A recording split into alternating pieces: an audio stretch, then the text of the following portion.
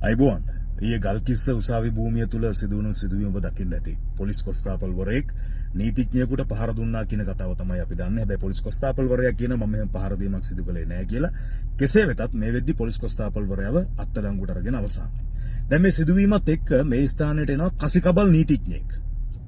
ඌ ඇවිල්ලා උගේ පොරත්වය මහාන්තත්කම ලොකුකම ලෝකයට ප්‍රදර්ශනය කරමින් මා අශීලාචාර අශිෂ්ට අප්‍රසන්න පහත් නින්දිත විදියට ගෞරවනීය අධිකරණ භූමිය තුල අමුත්‍ත්ත කුණුහරුප කියමින් හැසිරෙන ආකාරය ඔබ දකින්න ඇති. එහෙම කරන්න පුළුවන් ද නීතිඥයෙක් නෙමෙයි මොකෙක් වුණත් අධිකරණ භූමිය තුල? ගන්න මේ මොන හුකන්නේද නු? මෙච්චර හොඳ පොලිසිය කාර්යය. රස්තාව කරම ගමට ගියාට තේරෙන්නේ මට. ඉතින් මම දැන් දීලා යන්නේ. ඔබ දැන් ඉන්ටර්වියු කරුවේ නැත්තම් මම මේ රස්තාව කරන්නේ නැහැ. ඔබ මතක තියාගන්න ඔබ ගංගුල කප්පෙක් කරියෙත්. ඔබ හිතන්න මතක තියාගන්න. දැන් තමගේ ජූනියර් බැච් එකේ මතක තියාගන්න. තේරෙනවද? මගේ හුකන්නේ නෙමෙයි අපි. හරිද? ඔබ හිතන්නේ ඔබ දැන් ඉන්ටර්වියු කරලා ගියේ නැත්තම් මතක තියාගන්න මම. ඔබ හිතන්න ප්‍රියන්තේ කතා කරනවා. ඔබ හිතන්න.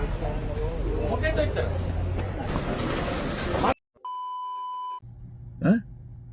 කීටවාචකයක නෙමෙයි. දැන් මේ නීතිඥයා කියනවා අර පොලිස් කොස්තාපල්වරයාට මොකද්ද මේ අංකේ? අංකේ මොකද්ද මේ? මම ඉන්ටර්ඩික් කරනවා.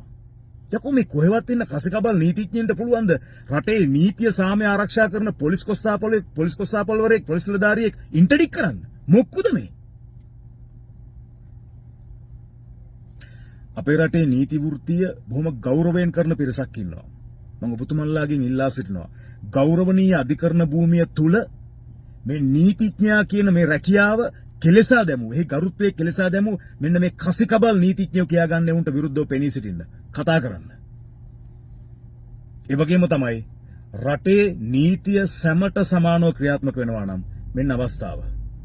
අධිකරණ භූමිය තුල මේ පහත් විදිහට අශීලාචාර විදිහට හැසිරුණු මෙන්න මේ කසිකබල් නීතිඥයින්ට විරුද්ධවත් නීතිය ක්‍රියාත්මක කරන්න. රටේ මිනිස්සු බලාගෙන ඉන්නවා.